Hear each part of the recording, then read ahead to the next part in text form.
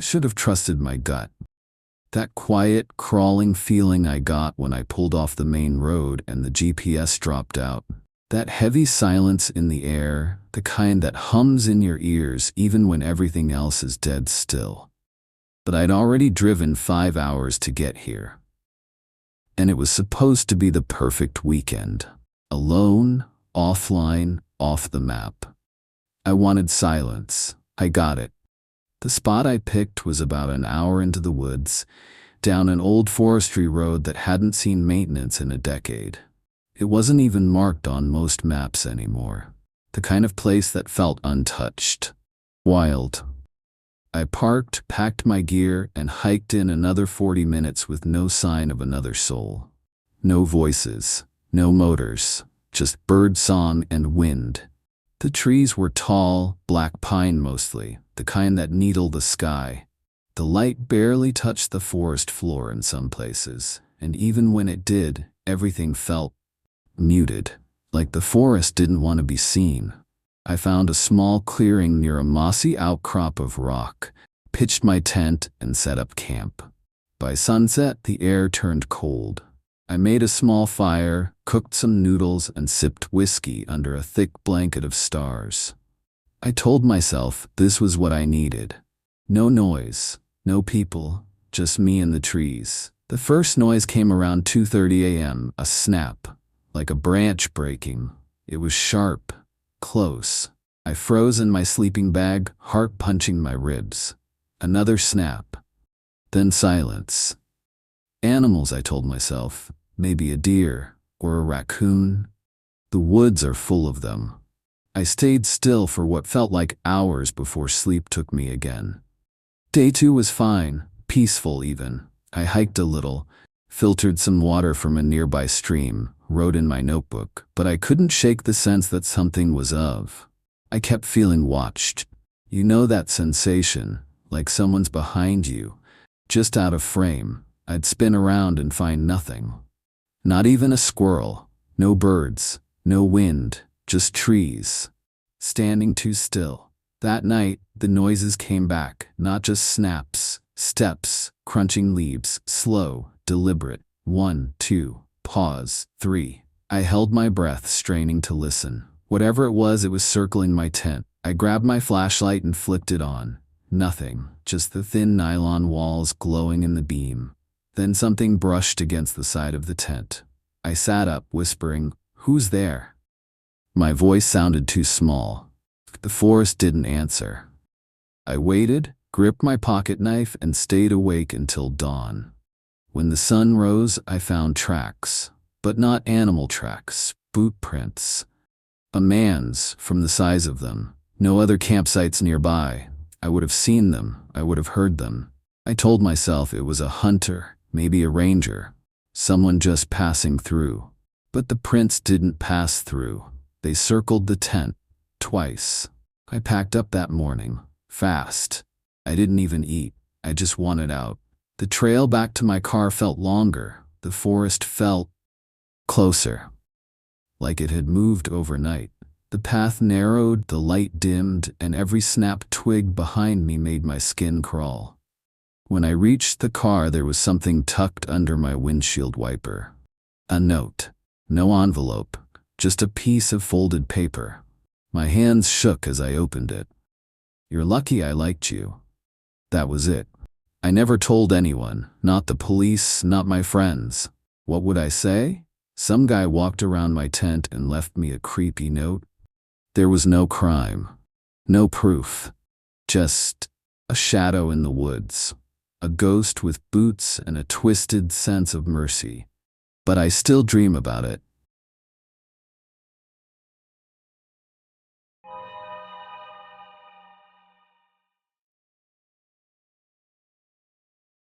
I used to laugh at those shows. You know the ones. Blurry footage, rednecks swearing they saw Bigfoot behind a Waffle House or whatever. Pure trash TV. I'm not laughing anymore. This happened in late September, just before the frost started creeping in overnight. My cousin Dean and I were out in the Olympic National Forest, Washington State, deep in it. We'd been making this yearly trip since we were teenagers. Just 2 tents, 1 rifle, whiskey, and no signal. We'd hiked out about 9 miles from the trailhead, far enough that even rangers didn't usually patrol that deep. The trees get thicker out there, darker, and the fog sits low in the mornings like it doesn't want to leave. First 2 days were great. Clear skies, campfire stories, and the kind of silence you forget exists until you're far from the rest of the world. But on the 3rd night, something changed. It started with the howling. We were sitting by the fire, just after midnight, sipping warm beer and talking about nothing. Then this sound cut through the trees. Long, low, not a wolf. Not a coyote either. Too deep. Almost human. But not quite. Dean froze mid-sip. "You hear that?" I nodded. It came again, closer this time. Now I've spent enough time in the woods to know most animals don't want anything to do with humans. You make some noise, they back off. So we clapped, shouted, threw a few rocks into the dark. Whatever it was, it went quiet. We didn't. We kept the fire going all night. The next morning we found tracks. Not deer, not bear, something else. Humanoid, sort of. 5 toes, huge. Barefoot, but the stride was wrong. Too long. Almost like it had bent knees and still cleared 5-6 feet between steps. Dean tried to laugh it off. Maybe some hippie mountain giant, but I could see it in his face. He wasn't buying his own joke. That evening, just before dusk, we heard it again. But this time it wasn't howling. It was breathing, heavy, rhythmic, just beyond the tree line. We stood there side by side, staring into the brush with rifles ready, not saying a word. And then something moved. Not fast, not loud, just big. A shape. Darker than the shadows around it. I called out, "Hey, you lost?" No answer. It took 1 step forward. We took 1 step back, then silence. No footsteps, no wind. The forest just held its breath. We didn't cook that night. Just sat there, twitching at every snapped twig. And when we crawled into our tents, neither of us slept. Sometime after 3 a.m. I heard something walking, not pacing, not running. Walking. Slow, deliberate. Branches creaked. Pine needles crunched. I didn't dare unzip the tent. I just laid there, paralyzed, listening. Whatever it was, it stopped between our tents. I could hear Dean's shallow breathing from his side. He was awake too, listening. Then, sniff. Long. Wet. Deep. Right outside my tent wall. I could see the silhouette through the nylon.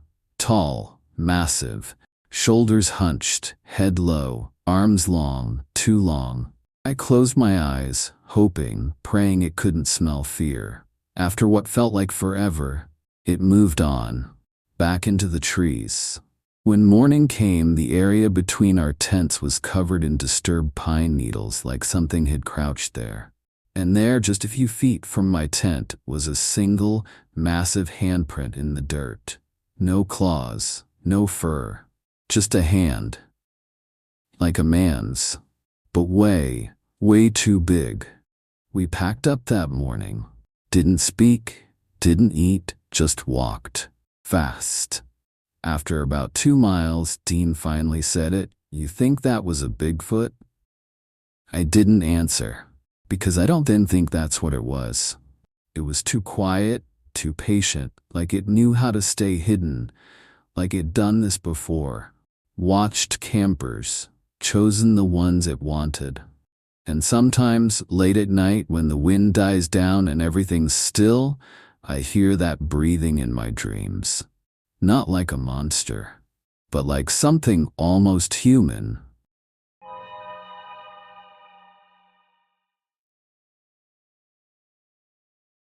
I never liked swimming in lakes.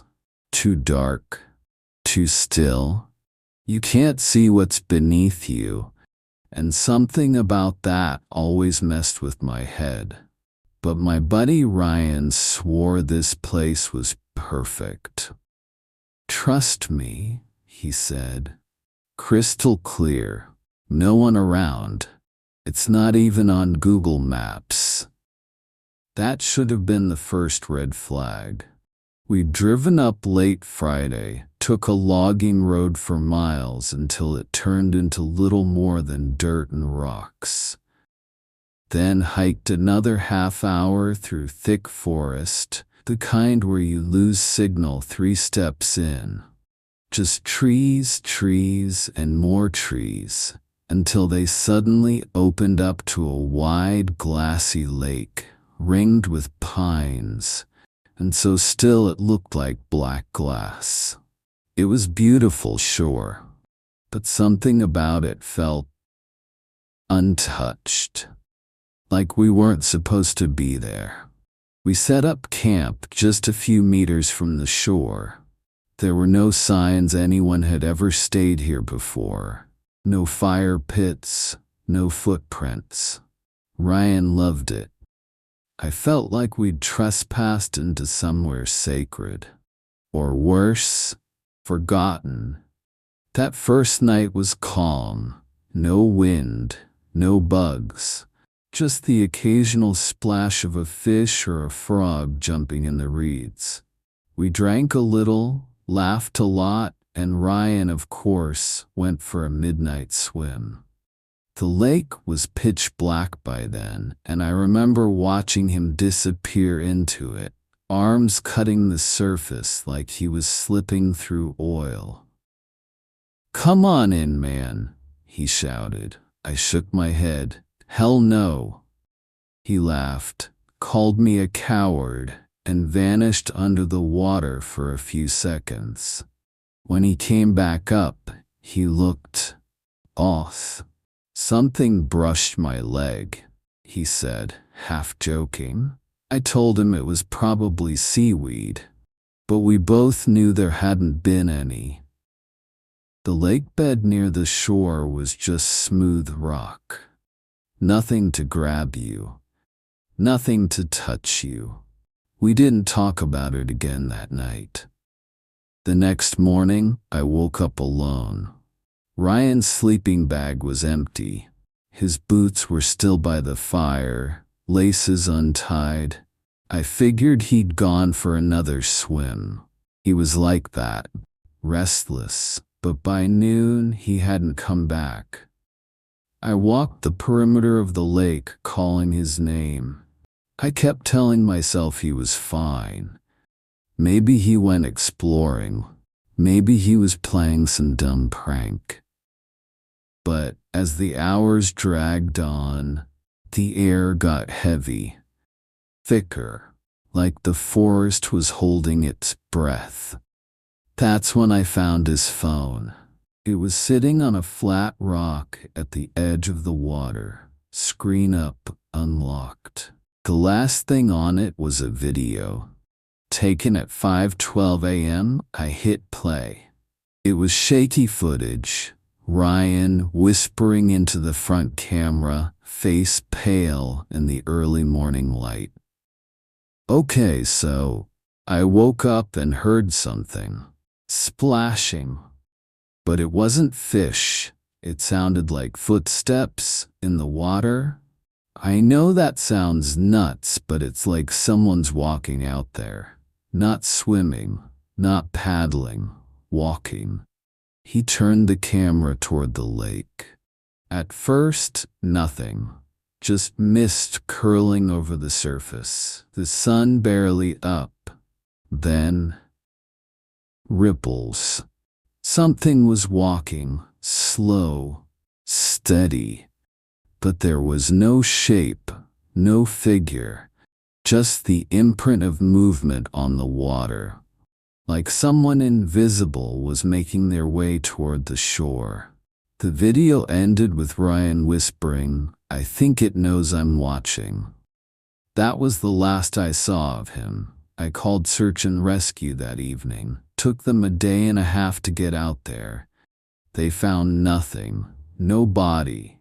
No signs of a struggle, just me, a tent, and a lake that refused to give up its secrets. They questioned me, of course. I told them everything, showed them the video, but when they tried to play it, the file was gone. Corrupted, they said. Just static. They ruled it an accidental drowning, but I know better. I never went back to that lake. But sometimes in the middle of the night, I hear water. Slow splashes, like footsteps in a puddle. And once, just once, I swear I saw the shape of wet footprints in my hallway. Still moving. Still walking.